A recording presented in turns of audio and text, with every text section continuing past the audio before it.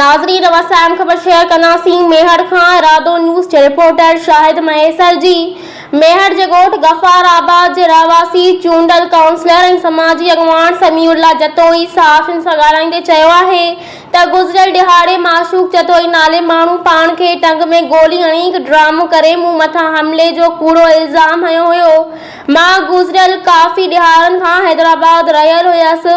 मुंहिंजो हमले सां को बि वास्तो नाहे। माशूक जतोई हिकु फ्राडी माण्हू आहे जंहिं पाण खे गोली हणण बैदि पंहिंजे वारसनि पुलिस खे फ़ोन करण बजाए हिकु अताई सहाफ़ी अब्दुल हक खोखर खे घुराए मुंहिंजे ख़िलाफ़ बयान ॾियारियो।